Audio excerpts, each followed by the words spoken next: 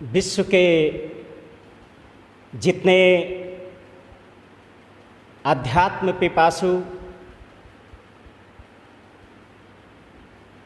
ईश्वर प्रेमी, कीर्तन प्रेमी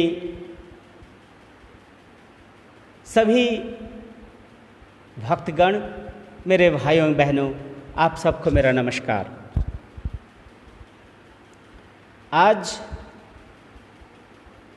आनंद मार्ग बाबा नाम केवलम कीर्तन का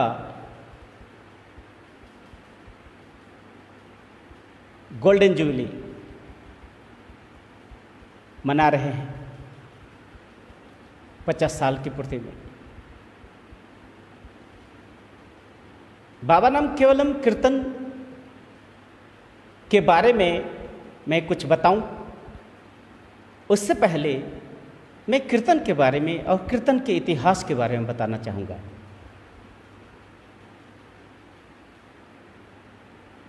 कीर्तन का मतलब ही है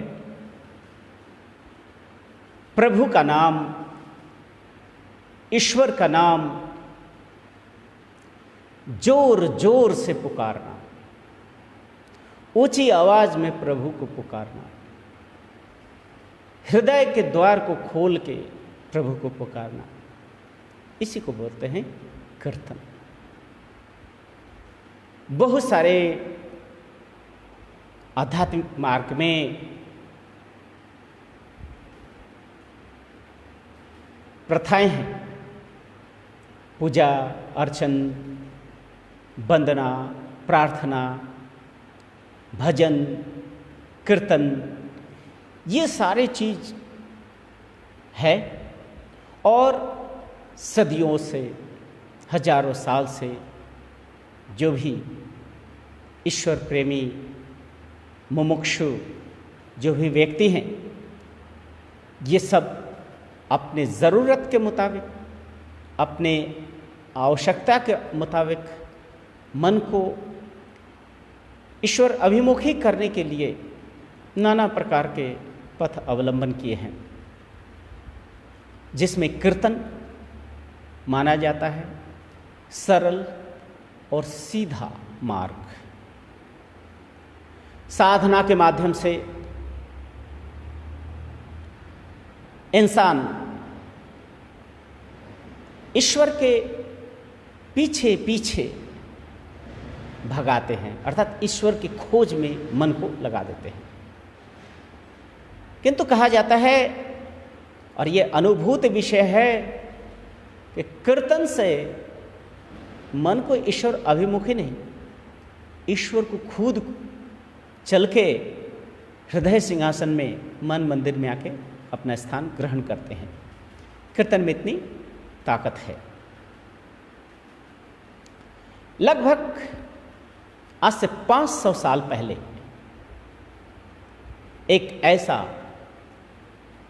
महाप्रभु, महापुरुष का जन्म हुआ, जिस समय धर्म अंधता, धर्मांध लोगों का संख्या ज़्यादा था।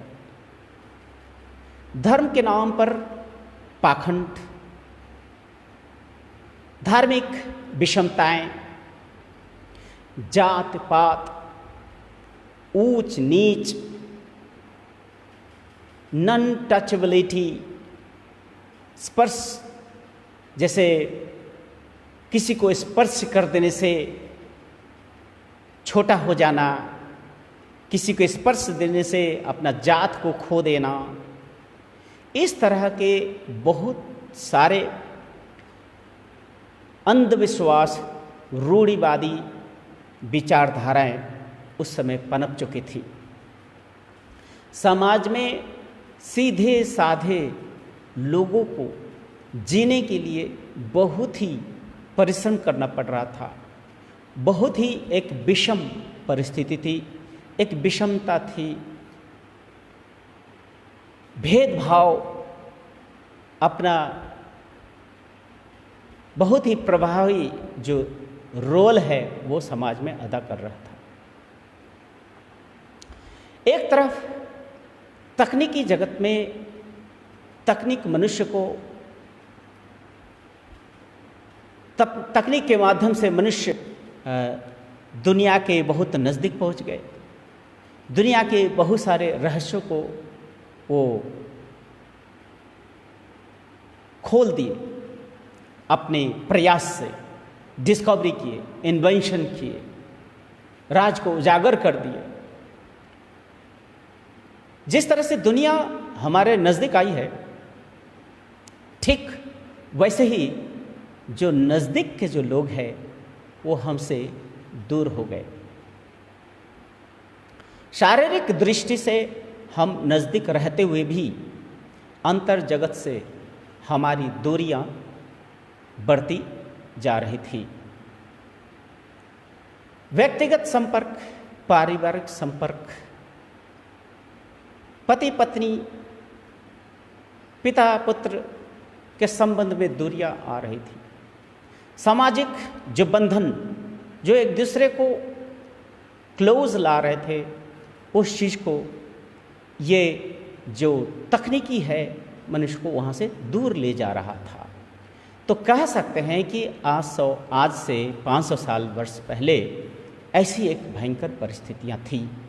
एक तरफ धर्मांधता, धर्म परिवर्तन, इस तरह के बहुत सारे भाव, मनुष्य एक दूसरे के दुश्मन बन चुके थे। ऐसे ही समय में एक महाप्रभु का आगमन हुआ जिनका नाम था चैतन्य महाप्रभु, श्री चैतन्य महाप्रभु। श्री चैतन्य महाप्रभु ने आकर मनुष्य में जो ये भेद है, इस भेद को दूर करने का 100% उन्होंने भरसक प्रयास किया। वो एक ब्राह्मण कुल के संतान, तथाकथित समाज के ब्राह्मण कुल में जन्म लेते हुए भी उनके लिए ब्राह्मण, शूद्र, क्षत्रिय, वैश्य नाम का कोई भेदभाव नहीं थे। उनके लिए सामाजिक जो वैषम्यता ये कोई मायने नहीं रखता था। उनका एक ही लक्ष्य था कि मनुष्य में भेद क्यों करे, जब हमारा शास्त्र, हमारा दर्शन शास्त्र यही कहता है कि जीव में ही तो शिव है, सब तो ब्रह्म का ही अभिप्रकाश है।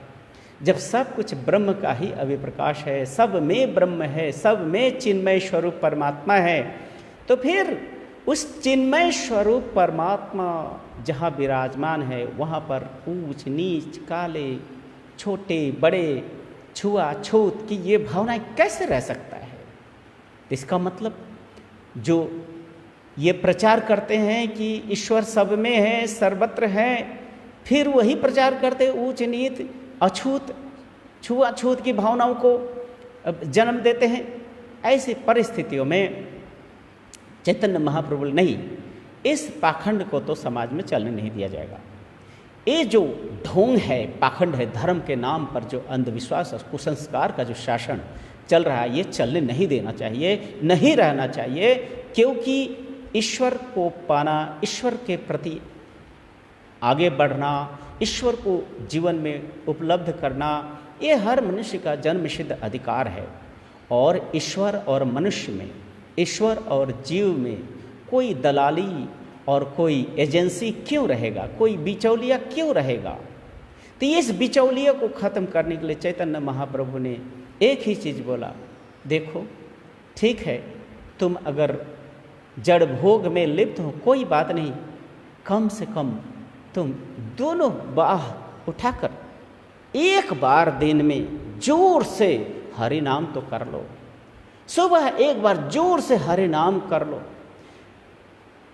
दोपहर में एक बार जोर से हरि नाम करो, शाम को एक बार जोर से हरि नाम कर लो।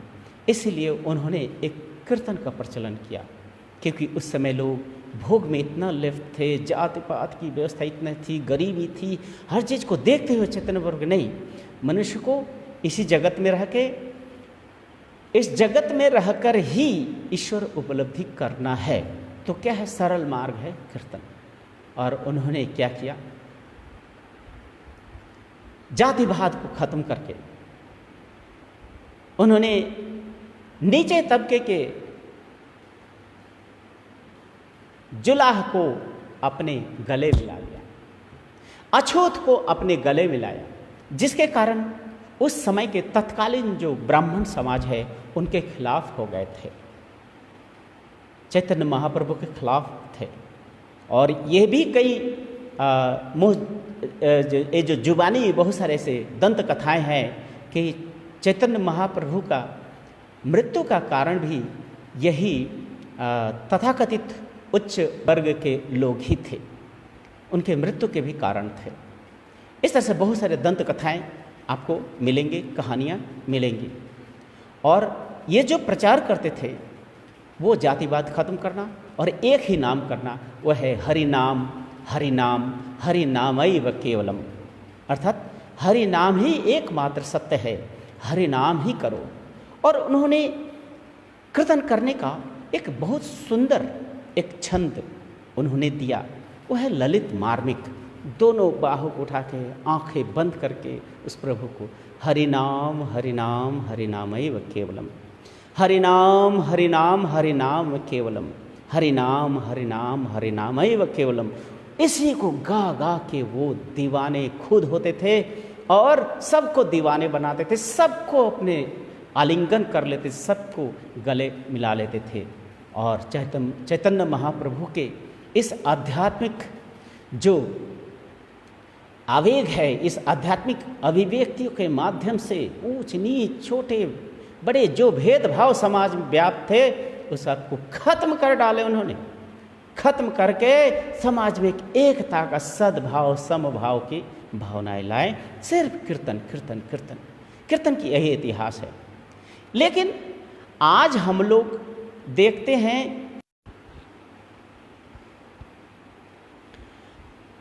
हरि नामैव केवलम, हरि नामैव केवलम, यही था एकमात्र चैतन्य महाप्रभु का कीर्तन शैली। लेकिन समाज में आज जो प्रचार है कि चैतन्य महाप्रभु हरे कृष्णा ये गाए थे और यही प्रचार किए थे, कृष्ण नाम को गाए थे, वो कृष्ण भक्त जरूर थे लेकिन कभी कृष्ण कृष्ण का नाम वो नहीं जपते थे। वो एक तरफ साधना करते थे और श्री कृष्ण को हरि कह के ही पुकारते थे, क्योंकि हरि का मतलब ही होता है जो सबके दुख मोचन है, सबके दुख को दूर करते हैं, वही हरि नाम केवलम, हरि नाम ही व केवलम।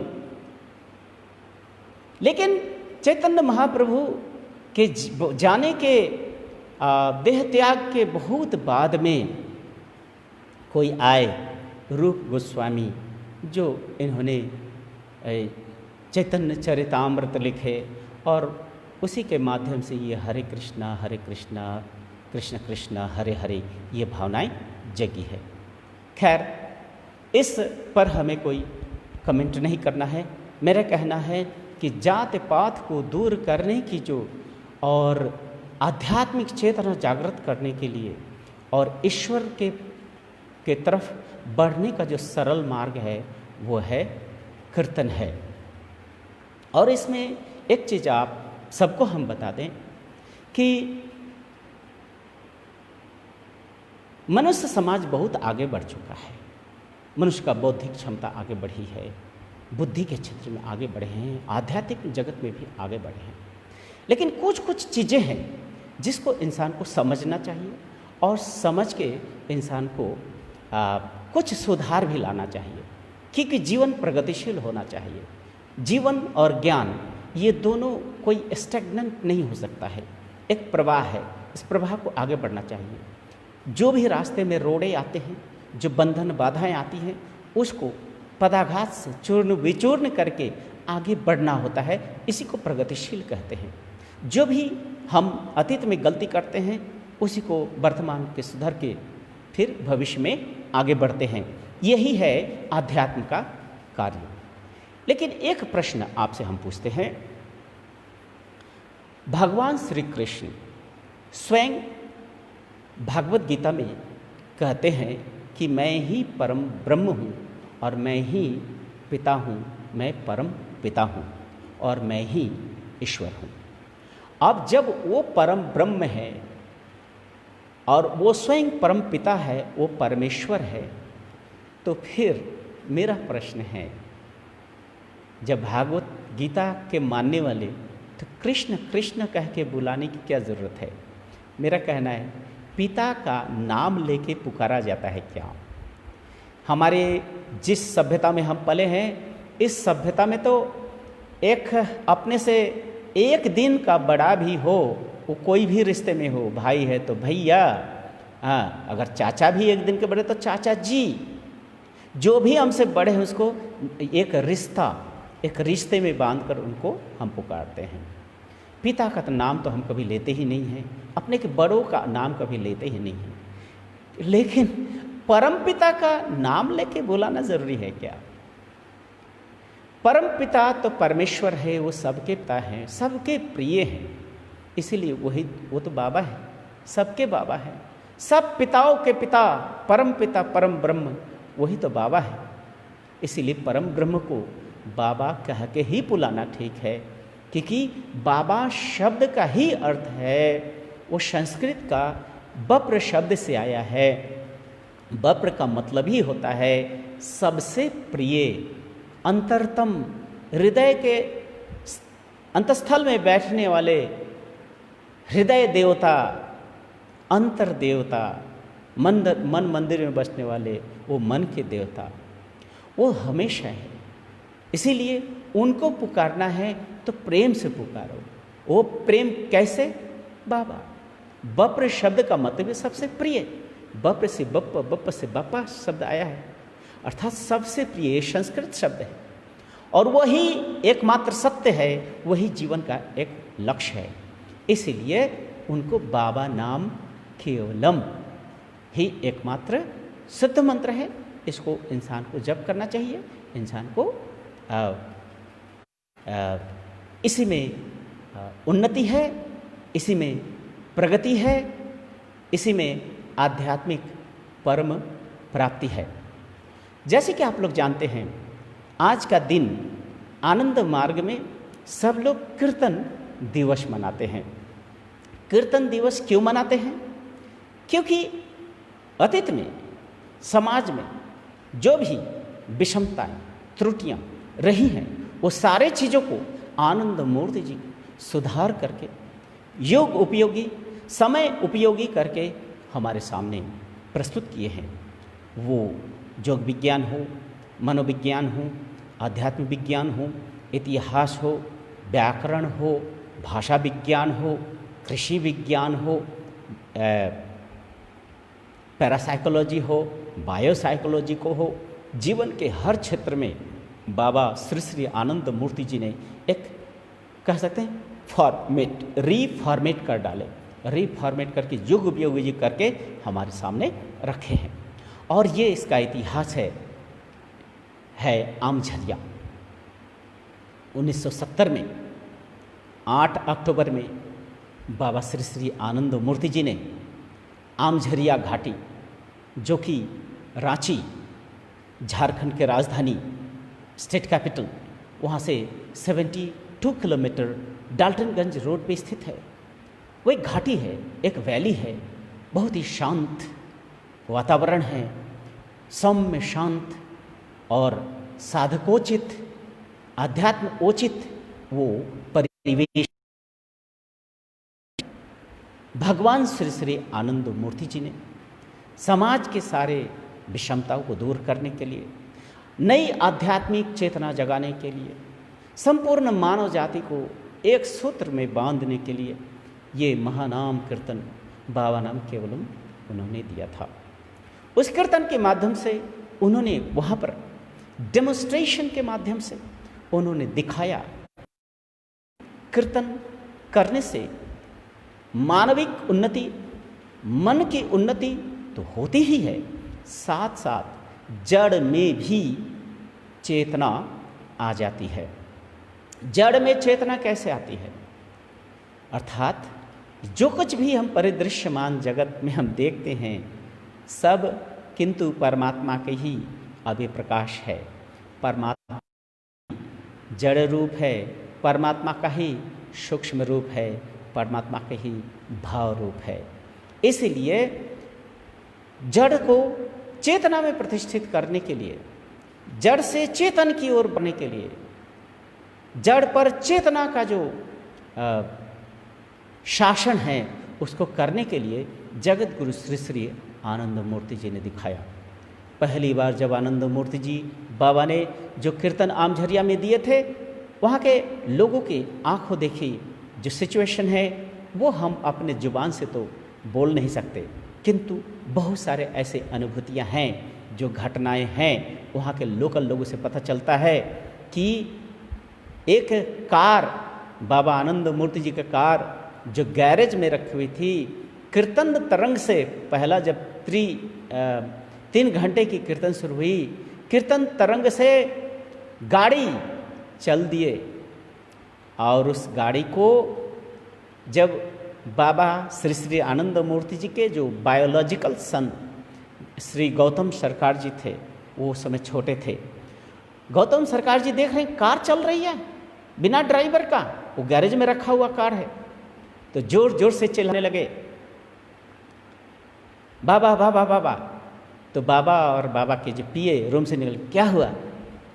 बोले देखिए बाबा, कार जा रही है जहाँ पर कीर्तन चल रही है वहीं पे, और थोड़ी देर अगर नहीं होता तो कार कीर्तन मंडप में प्रवेश कर जाता।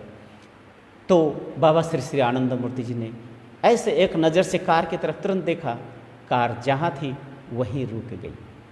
उसके बाद बाबा ने कहा कि देखो कीर्तन की जो तरंग है इतनी तीव्र और इतना कंसंट्रेटेड और इतना एलिवेटिंग है कि जड़ भी, जो जड़ वस्तु है उसमें भी चेतना जागृत होती है, उनको भी उस चेतन स्वरूप विश्व केंद्र के ओर बढ़ने की इच्छाएं जागृत हो जाती हैं। इसीलिए तुम लोग इस कीर्तन को विश्व ब्रह्मांड में फैला दो। जब हजारों लाखों लोग एक साथ ये कीर्तन करेंगे, विश्व के जो महामारी है, अतिमारी है, पेंडेमिक है, एपिडेमिक है, जो भी हो, ये नेचुरल कैलेमिटीज़ हो, मैन मेड क्राइसिस हो, ड्रॉट हो, कोई भी नेचुरल कैटेस्ट्रॉफी हो, कैलेमिटीज़ हो, इस सब को दूर करने में कीर्तन का बहुत बड़ा रोल होता है। इसलिए आप सबको, सभी ईश्वर प्रेमी, ब्रह्म प्रेमी, आध्यात्म प्रेमी, कीर्तन प्रेमी सभी मुमुक्षु भाइयों एवं बहनों को कीर्तन दिवस का ढेर सारी बधाई, और जोर से एक बार सिर्फ गाइए बाबा नाम केवलम, बाबा नाम केवलम। बाबा नाम केवलम, बाबा नाम केवलम, बाबा नाम केवलम, बाबा नाम केवलम, बाबा नाम केवलम, बाबा नाम केवलम, बाबा नाम केवलम, बाबा नमो केवलम, बाबा नमो केवलम, बाबा नमो केवलम, बाबा नाम केवलम, बाबा नाम केवलम, बाबा नमो केवलम, बाबा नमो केवलम, बाबा नमो केवलम, बाबा नमो केवलम,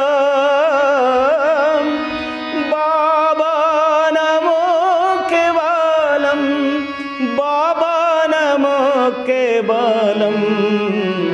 बाबा नमो केवलम, बाबा नाम केवलम, बाबा नाम केवलम, बाबा नाम केवलम, बाबा नाम केवलम, बाबा नमो केवलम, बाबा नमो केवलम,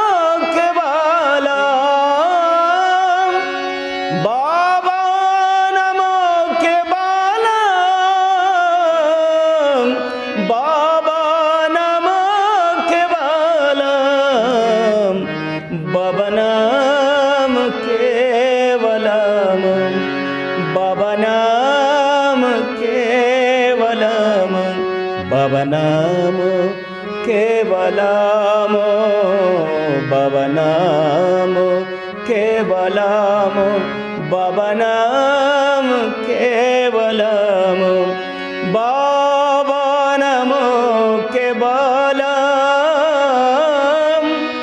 भवनाम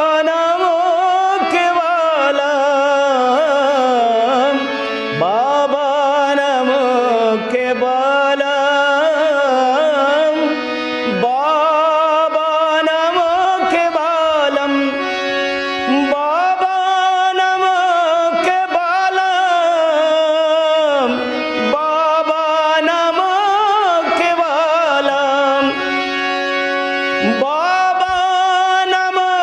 केवलम भवनाम केवलम भवनाम केवलम भवनाम केवलम भवनाम केवलम भवनाम केवलम भवनाम केवलम भवनाम केवलम भवनाम केवलम।